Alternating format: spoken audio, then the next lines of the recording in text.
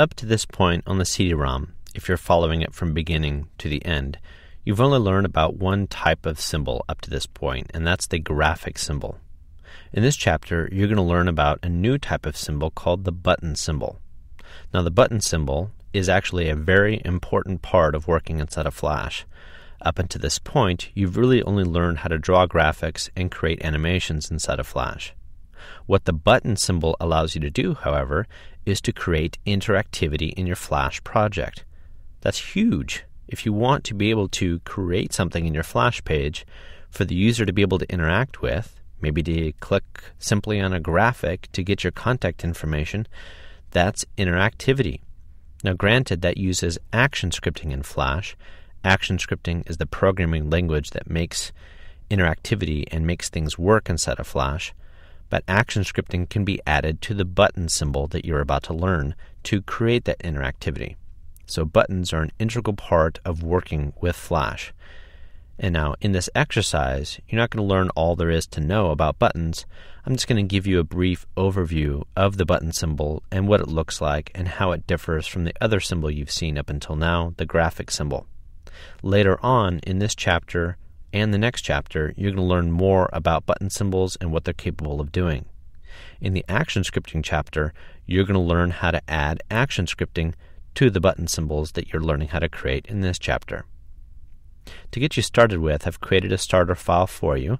It's inside the resource pack that came with your CD-ROM or that you downloaded from the lynda.com movie library. In there, open the samples folder, and inside of there is an FLA called button types sample.fla. Go ahead and open that up inside of Flash. As you'll see, there are 3 different types of buttons. There's a basic button, a rollover button, and an animated rollover button. Now, not to get you confused, but there's really only one button type inside of Flash. There's just one button symbol.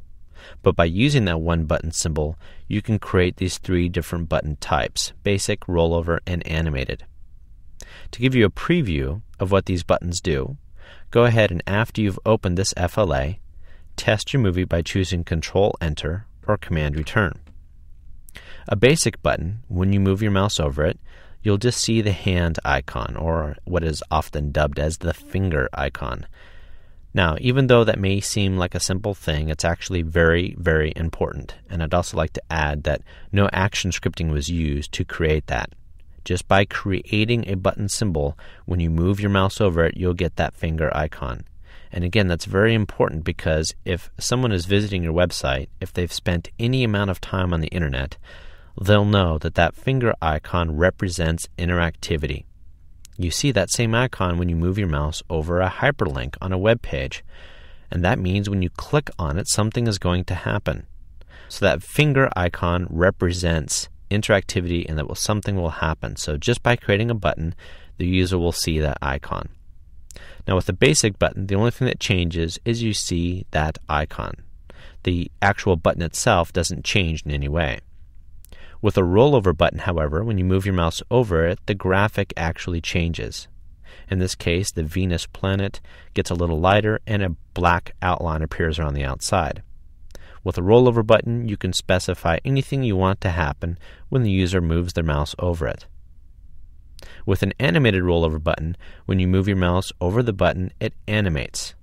So instead of just popping into place like it does with the rollover button, an animated rollover button, as the name implies, animates. So in this case, the planet still fades to white and the black outline still appears around the outside of the button, but it animates in, it fades in. So an animated rollover button animates. With the rollover button, it changes visually when the user moves their mouse over it. And with the basic button, even though the button visually itself doesn't change, you still get the same finger or hand icon that appears over it. You get that same icon when you move your mouse over any of the different types of buttons. And again, that's very important because the user is going to interpret it when they see that icon as interactivity. And they're going to want to click on it because they're going to think it's going to do something. Again, in the later chapter in action scripting, you'll be able to actually add action scripting to these buttons that will enable your project to do things when the user clicks on them. That is done through action scripting. In this chapter, you're going to learn all about these different buttons and how to construct them and exactly what they do. One more thing I'd like to show you is what the timeline for these different buttons look like. So for now, exit out of your preview window, and then double-click on the rollover button symbol on the stage. As I mentioned previously, a symbol is just a container to hold something. In this case, this button symbol is just a container to hold that graphic. If you want to edit that graphic, if you want to edit that symbol, you need to go inside of the symbol container. And you can do that a few different ways. You can double-click on the symbol in your library, or you can double-click on the symbol instance on the stage.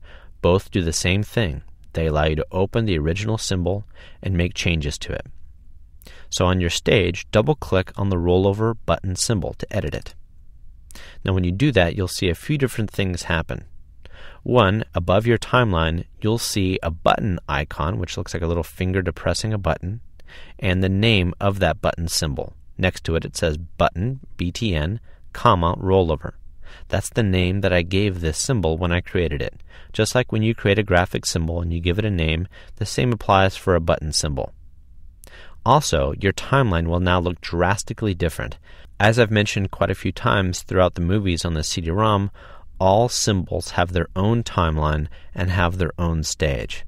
So this is the button symbol's timeline, and this is the button symbol stage. You can still see the other buttons that are back here on the Scene 1 timeline, and even though they're on the different timeline and you can still see them, you can't edit them. Clicking on them will do nothing.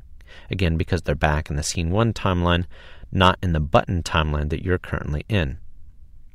Now, the button timeline looks different than the graphic symbol timeline, and, of course, even though you haven't seen it yet, it also looks different than the movie clip timeline. The button symbol timeline is broken up into 4 states: the up state, the over state, the down state, and the hit state.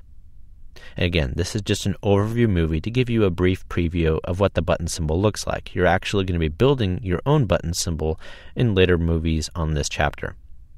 The up state is the default state of the button. When the user first comes to your web page and they see your button on the stage, this is what they see, whatever you place on the stage in this up state. When the user moves their mouse over the button, the playhead will automatically jump to the over state. Whatever you place on the stage in this over state, which again is just a keyframe essentially, is what the user will see when they move their mouse over the button. Again, there's no action scripting involved to do that. It just does it by itself. When they press their mouse button down on the button graphic, the playhead will automatically jump to the down state. Whatever you've placed on the stage in that down keyframe is what the user will see when they press their mouse button down. When they release their mouse button, it'll automatically jump back to the up state. Now the fourth state, the hit state, is a little bit different. That's the hot spot. What is the user going to click on to activate the over or down state? What are they going to interact with? Now notice how there's nothing there. It's just an unpopulated frame just like the others. The hit state, by default, doesn't need to be defined. The hit state, if there isn't one there, just like there is not a hit state here inside of this symbol, it will use whatever graphics are in the other states. Now in this case, the graphic is the planet Venus, that shape, that circle. So Flash, by default, will use that shape as the hotspot. So when the user moves their mouse over that hotspot, over that shape, by default, that will trigger the over state. When they click anywhere on that shape, anywhere on the circle, it will activate the down state. So by default, you don't need to enter a hit state. But for instance, what if you wanted it when the user moved their mouse right over the very middle of it to activate the over or down state? You could then create a keyframe in the hit state and draw a little circle there in the middle. That would then be the hotspot, the hit state, that activates the over and the down states. Now I know initially that can sound sort of confusing, but as you'll see in later exercises, when you build your own button, it's really quite simple. So in essence, that's all there is to construct a button. You have 4 different states: up, over, down, and hit. The hit, which sometimes doesn't even need to be applied, as Flash will use the other graphics in the other states as the hotspot for the hit state by default. But that's really all there is to constructing a button symbol. It's just a symbol, just like a graphic symbol is. You just need to define how you want the button to look on the other states, if you want.